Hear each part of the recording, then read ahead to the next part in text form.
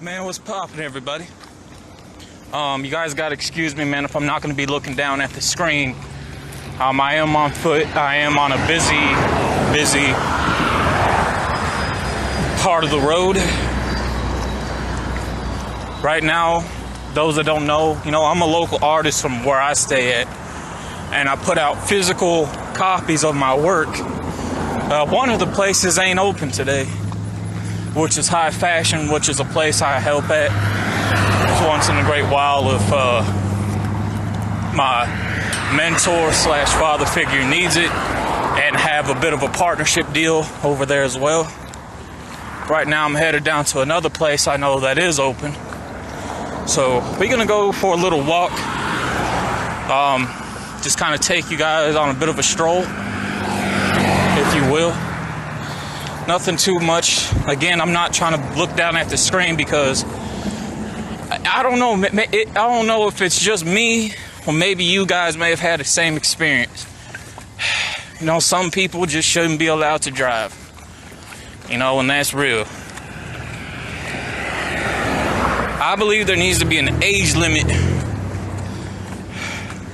when somebody needs to retire from driving, because it's the older people I got a bit of a problem with behind the wheel, because they act like they never seen no one drive before.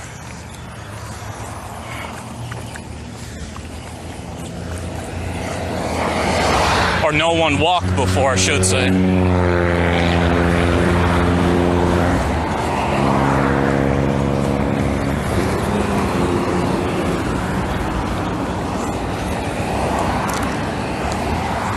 So, I'm just gonna ramble for a bit if you guys don't mind.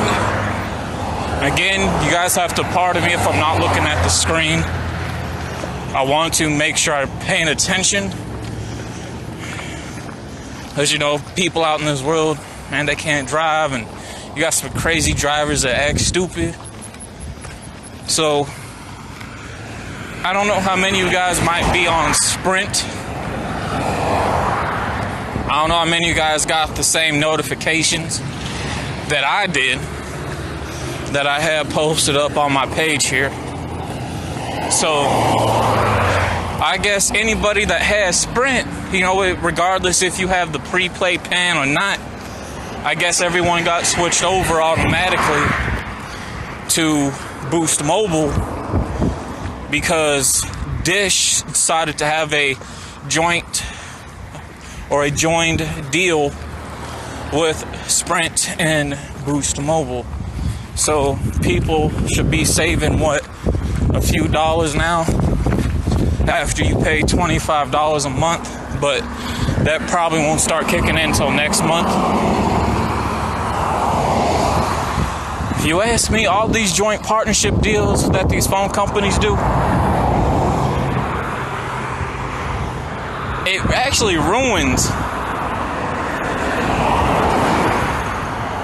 business, to be realistic. It ruins business. Real talk.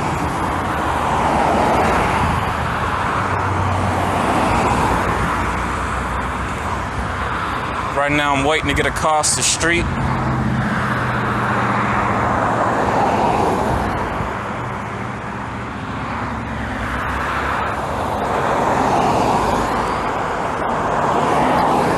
I live in a very, very, very racist town, a very white town. If you guys look up Columbia, Tennessee on Google, the history, or even on YouTube, you know that this town has history, but they really want to hide a lot of their history. And I tried doing videos on that, but as soon as something comes up, they shut something right down. Like I said, Google Columbia, Tennessee, because this is where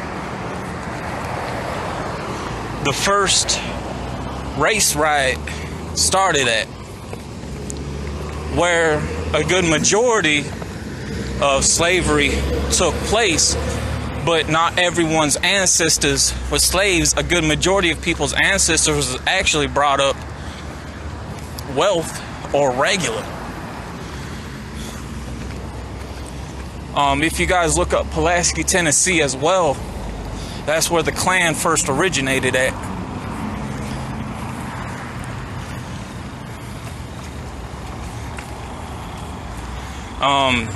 When it comes to black businesses, a lot of the people here in this town in the black community don't have backbone. Like, if you try to open up a business or have a business, they're gonna automatically we're gonna automatically, sell out, because when we see that almighty dollar, we're going to,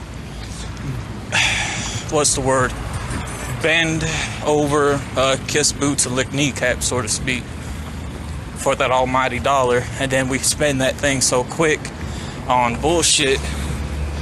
And sadly, that's what a good majority of the black community does here in this town, is that they spend that type of, money on shit, like, rather than taking care of their kids, because a good majority of people here choose to be bad parents. And some of the shit I seen with that would make you sick to your stomach.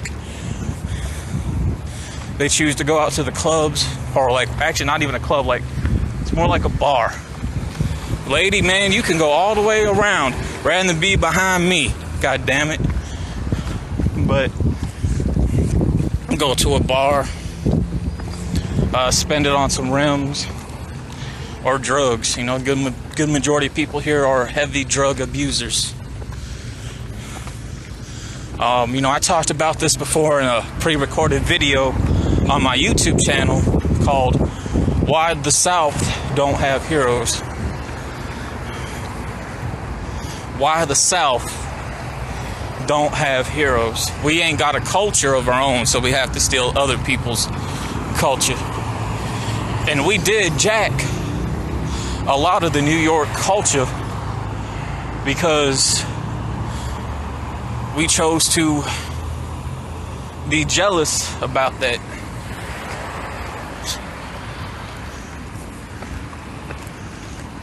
If anything, we are pretty much fake down here in the South. We pump fake, we lie.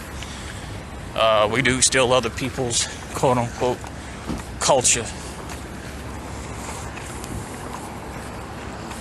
That's just how it goes.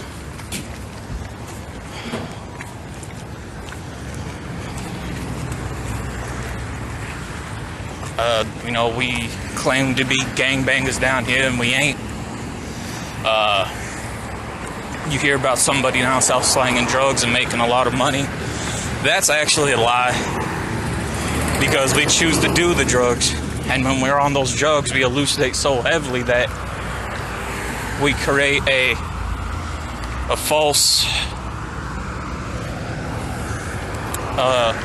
lifestyle, an imaginative story.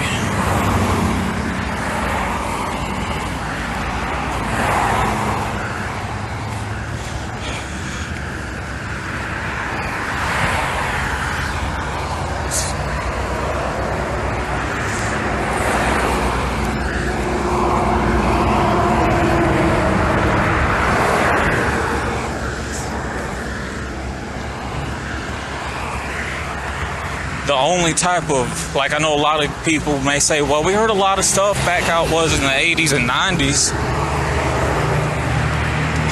how people were doing, how people were selling drugs, people were banging or packing guns and stuff, and how dangerous it was. Well, I can debunk that right away, to be honest. In the 80s, as we know, the South Coast is one of the most easiest access to drugs to get into the country. So rather than people selling, people were just buying it and also stealing it so they can get fucked up and high. Keep it real. When it comes to gangbanging, there were no gangbanging here. You know, you may hear about gangs down here, but the only type of gang violence there really is gang violence amongst themselves. And it's really over your regular bullshit, a woman, a drug, or some money. It ain't about turf and anything. So there's that. Then with the fighting part, honestly, a lot of that was just made up bullshit. Because if anything, down here in the South, we're not going to fight back. So if you hit us, we ain't going to really do anything. We ain't. We're really not. We really are not. We're not going to do nothing. When it came to shooting, the only type of shooting that there would be / killing wouldn't be amongst strangers. Wouldn't be on street shit. It would be on a relationship. Oh shit. I'm gonna get pulled over. I'm gonna get pulled over. Yo, twice.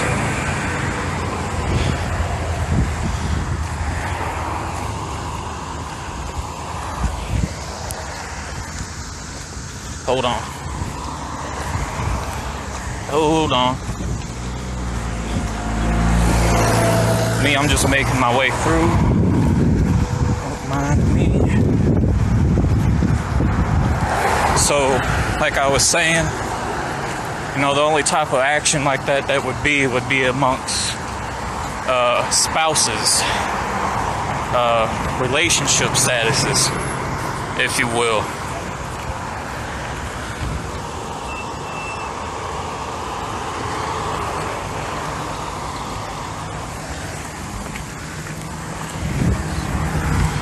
Would be amongst relationship statuses. You know, that's the only type of shooting and killing that you would hear about. That's it. I say the top part that made it dangerous for parents and kids with the whole South being dangerous factor is because back in the 90s, you had a lot of kidnappings and children ended up finding being dead.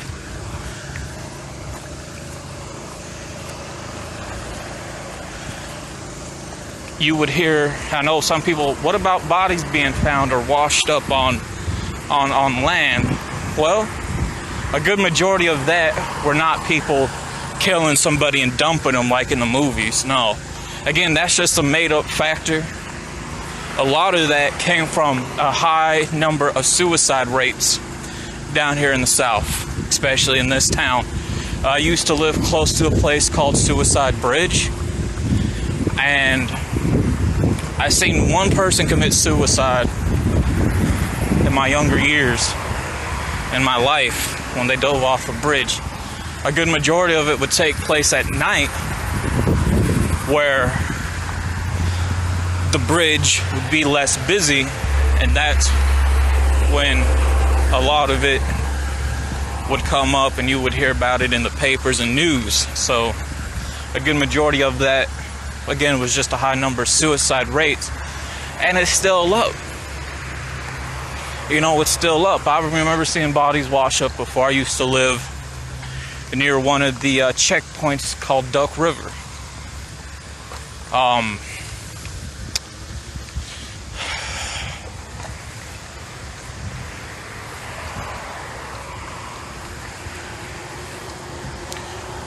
I mean, that's, you know, reason why we're so much like that with how I'm describing. And again, you guys have to excuse me if I'm not looking down at the screen. But the reason why a good majority of that stuff happens with what I'm describing is because if you really look at the South, if you really look at it, like, you would have to stay down here for a good number of years to see everything with what I'm talking about, because we don't have nothing here. We really do not at all.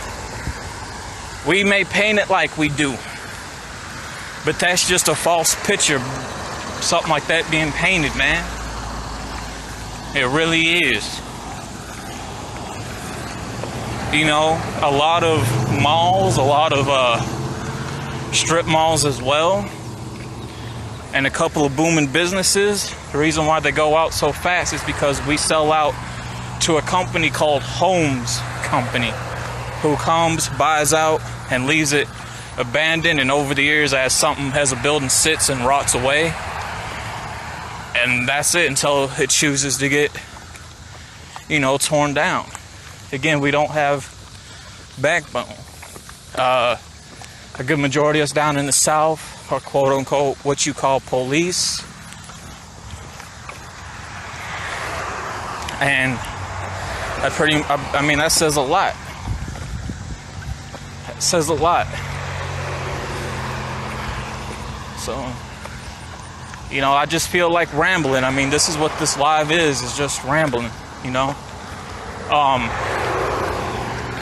When it comes to bad parenting, a good majority of the parents, they leave their kids with their grandparents here, which is, it's sad, but, you know, I used to be that way. You know, my parents used to leave me with grandparents, so my folks would go out and get fucked up.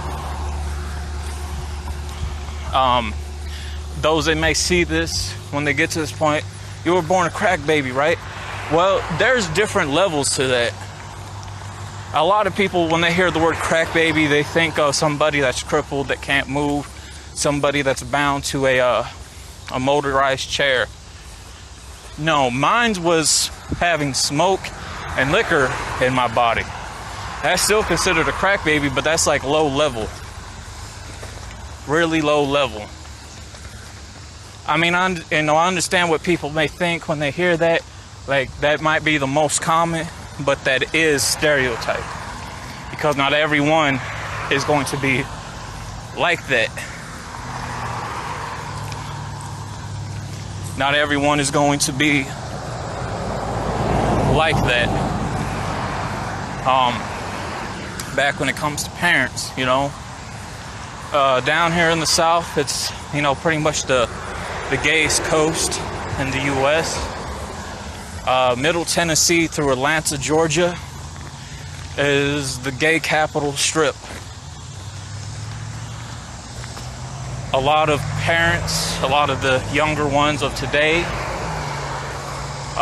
you know, the women, they will have a kid with a guy, but be in a relationship with a woman. The same thing with the man. He'll have a relationship, he'll have a kid with a woman, but have a relationship with a man, and the child that's going back and forth is being brought up to be confused about their sexuality and being brought up around a lot of nasty stuff.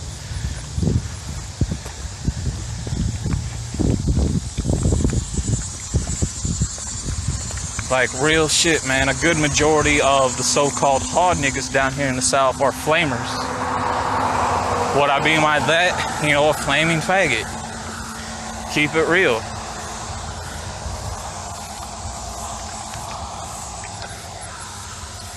I seen these so-called hard niggas really touch on each other. I seen that type of shit from in high school and out of high school.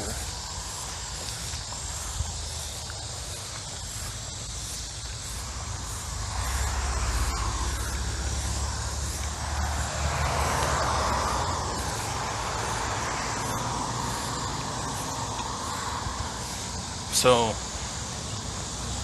you know, you have a lot of that takes place, man. So for a lot of these younger kids coming out today that are saying these things, they don't even know what it is, because it's the parents and a lot of the people they listen to that are painting that as a real scenario. You know, there is a such thing as the gay mafia. You know, a lot of these subjects I break down individually on my YouTube channel, on the Cheddar Terry 931 channel. You know, my content, it's real. You know, I may not have the best quality on there, or the best, or, you know, I got okay sound. It may not be the best, but you know, I do get a good amount of views. I may not have the biggest subscriber base on there or the biggest following, but I keep stuff real. I keep it very, very real. You may not have to like me, you may not have to agree with me, but I don't bite my tongue. I tell things how it is. I call it out with how it is.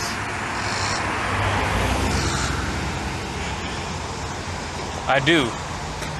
You know, I may not be everyone's cup of tea, I may not be everyone's choice, but I keep it real. And that's one thing down here in the South people don't like, is keeping it real with how I describe. Because a good majority of me getting in trouble a lot, because I have a New York type of mannerism. Because I'm originally from up north. Even though I've been down south my entire life since the age of 3. So I have a New York mannerism. Because I feel like a New Yorker at heart.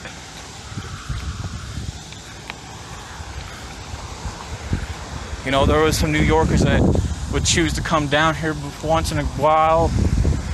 And when people literally beef over social media, New Yorkers actually come down here and give us Southerners that work. I've seen it. You know, we know when it happens, we don't do shit. We don't fight back. We're not going to throw hands. We're not going to grab our guns. We're going to pretty much bitch up.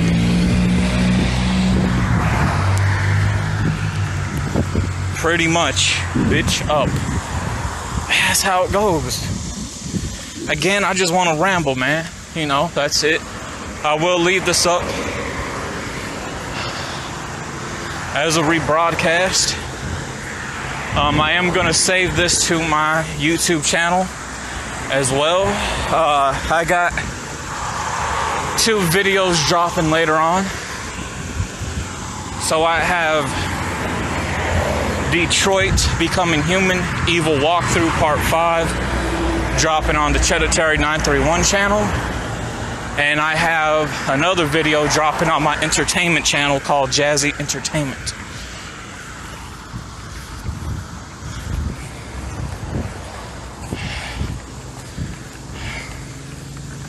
I'm about to, we're almost at a site where some history took place at many decades ago.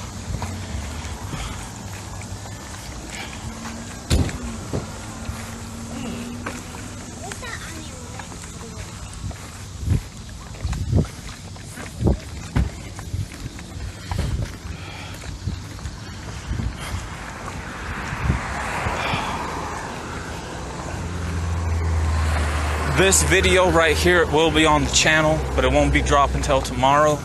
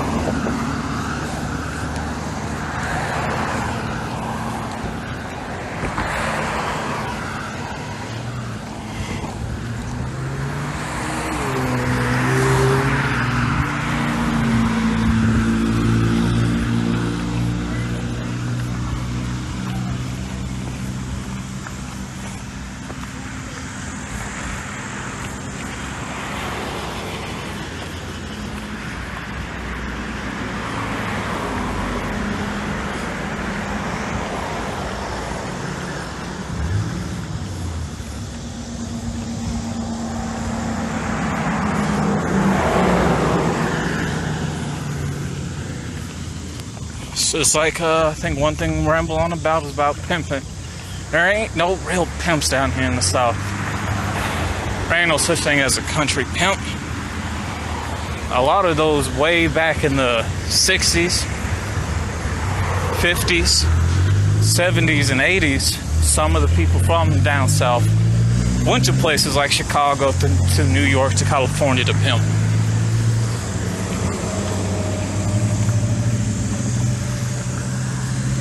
I was a pimp down here in the South at a young age. I choose to actually quit and fire myself because, well, honestly, it gets boring. Real talk. Real talk. Real talk.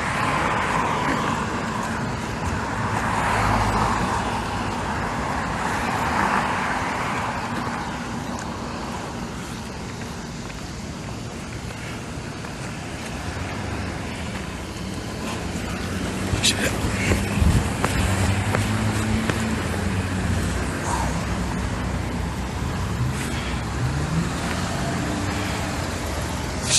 Hot down here.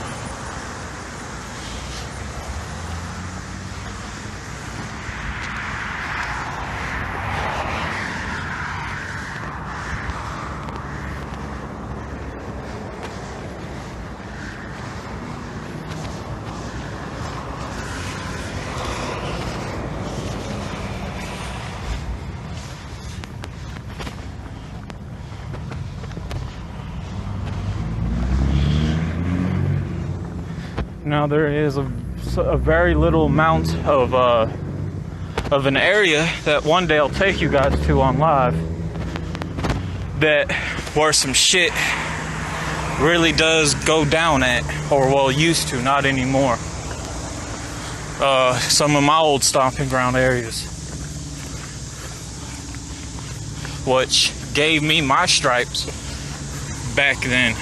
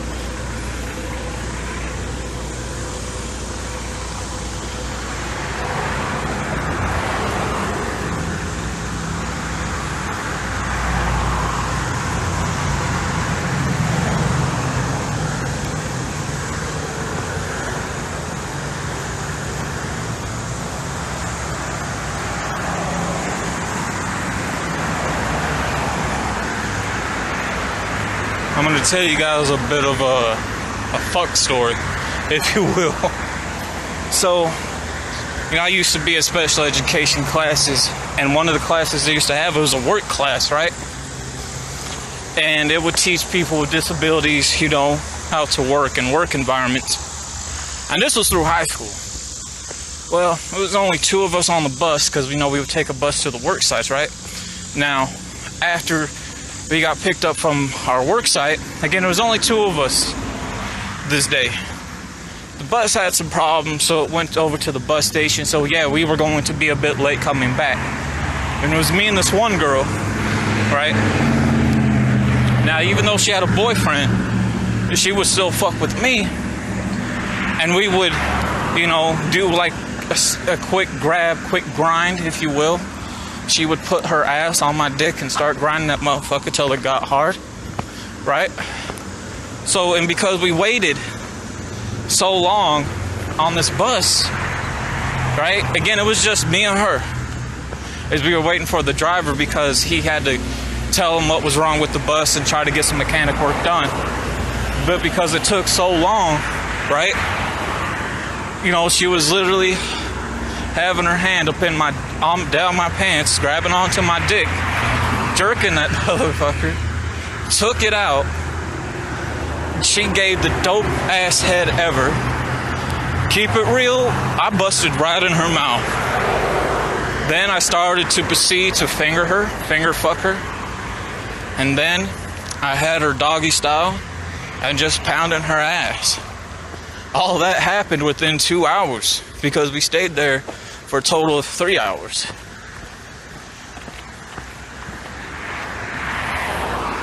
You know, if I wasn't with the person that I was with now, because the girl that I'm talking about, yeah, she's a single baby mom's, right? I usually see her walk around with her mother, and I would hook up with her too, just so I can get a piece of that ass again.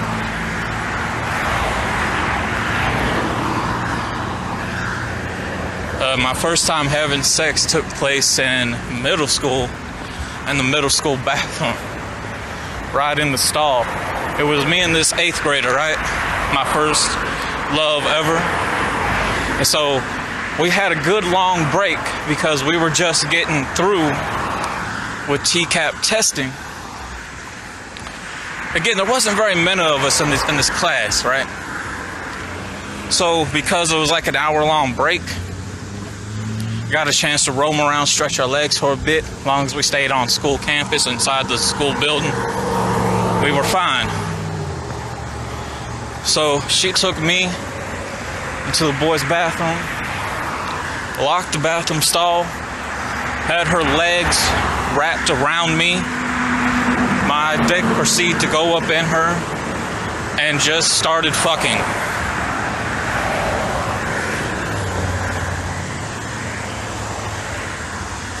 Real shit.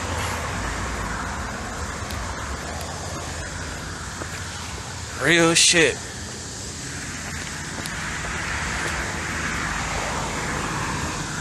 And then one of my exes, like, see, 11, 12, 13, 14, 15, 16, 17, 18, 19. About 9 years ago, almost a decade, right? One of my, because I had to count on my fingers, like, how long this was, because it took place in 2011, right? Now, mind you, at this time, you know, I'm like 21 years old. And one of my exes, about 20 years old, we were at the park, went into the bathroom and fucked too. Just public fucking.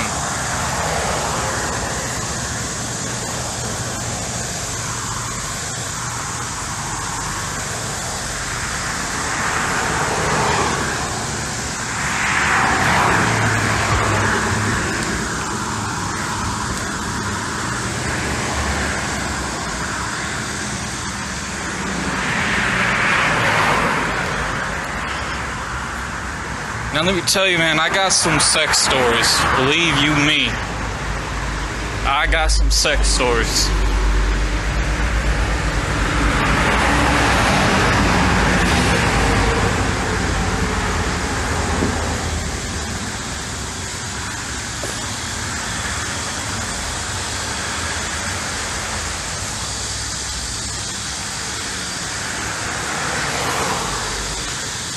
I may have to do a video about me being a man-hoe.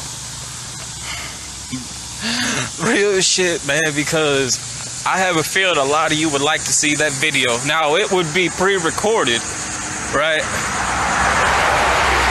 And I'm going to tell the good stories myself. I'm going to tell the good stories.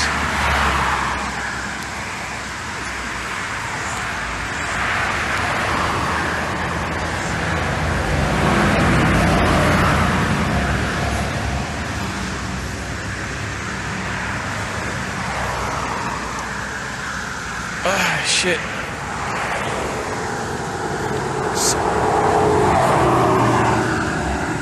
or I might do it live. I mean, it depends.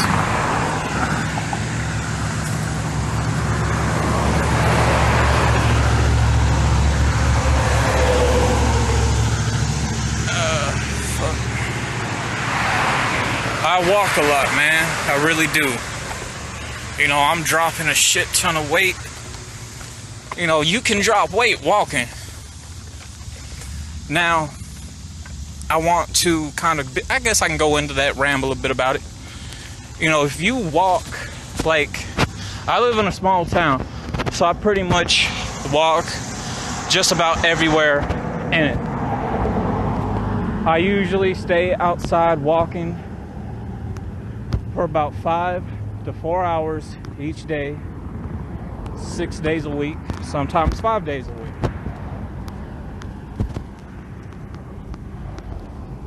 You can, you know, burn weight a good rate. Now, it may not be overnight. You know, it will take a while. 3 years at the most, depending on how big you are and what your body mass is. You will gain a lot of muscle in your legs. You will gain strength in your legs. You will also build up natural speed, where you will find yourself being faster than most people who are in a vehicle. It is great for the mind when you're thinking. So it helps you come up with ideas. It helps you get what you want out to say in a sentence, just like how I'm doing now. I understand, I don't know if anybody's viewing this, but, you know, I usually shy when I come up with somebody, and there's usually a time limit. So I'm usually quick about things, right? I'm usually really quick about things, so I got to get it out in a certain manner. A lot of cops out today. I mean, there's cops out every day, but there's still a lot of cops out. So, you know, I would have to say things in a certain manner, but I break things down by myself on video when I'm not talking to nobody. It helps also release chemicals in the brain as well that can get you messed up. So that's how good walking is. There is a lot of good, you know, physical and science behind walking.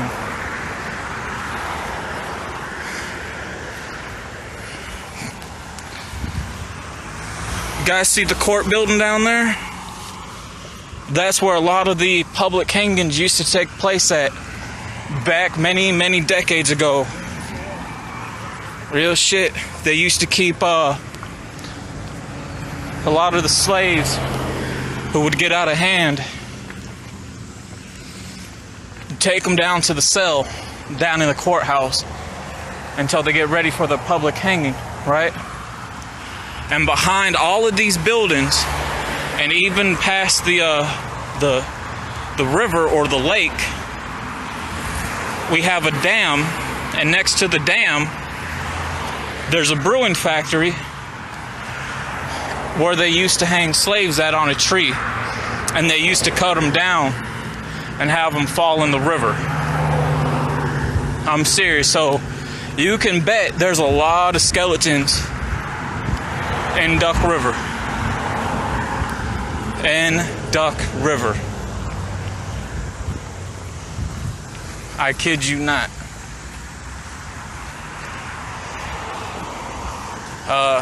Maybe a few more feet down, I'm about to show you guys the block / neighborhood where the very first race riot broke out at here in the 1940s.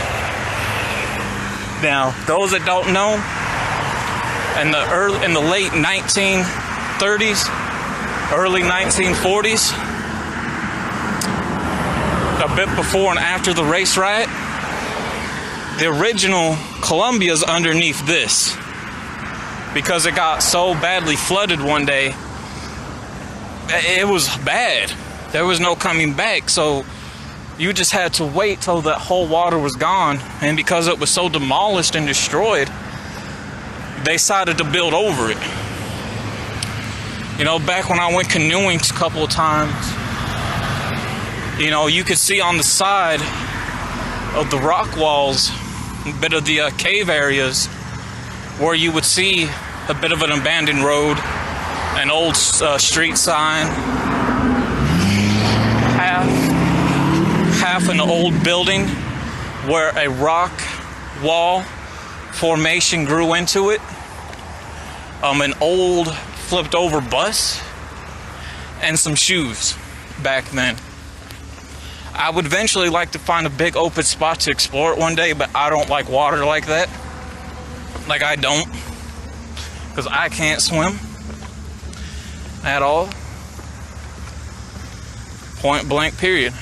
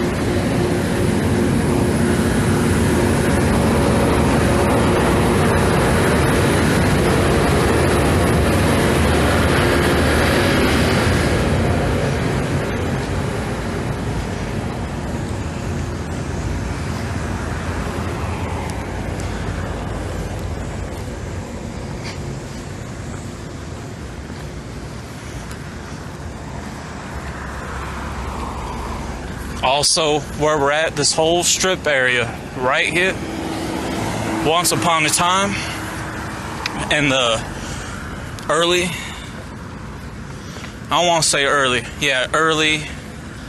1930s.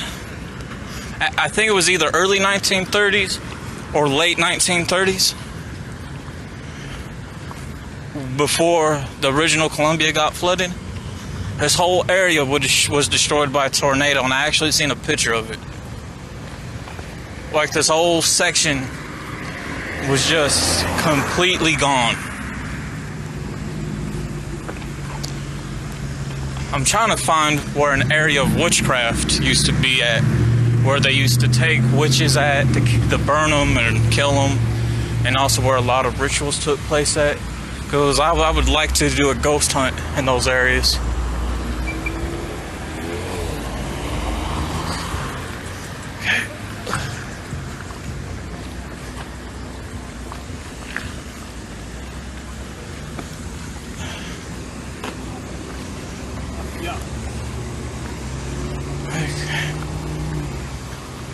Okay. So we're almost to a very historical location, or that once was a historical location. But when it comes to real black history here, a lot of the people in the black community here don't care about that. They don't. You know, a lot of black people don't care about history, man. And I'm talking about real knowledge, real education, real history.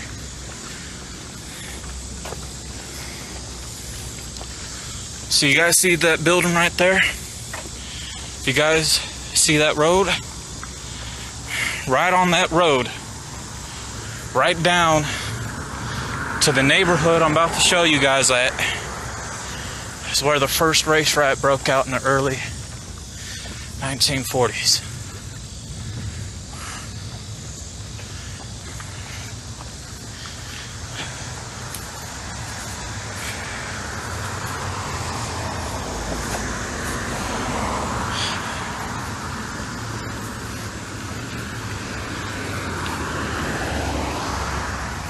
And the things that I say, you know, I speak on what I see with personal experience.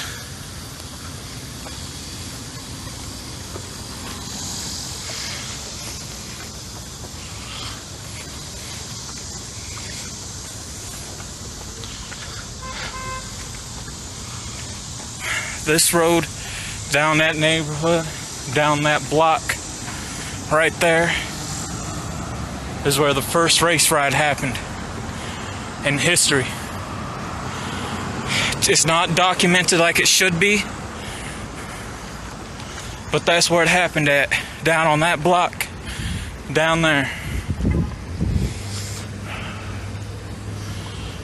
So, yeah.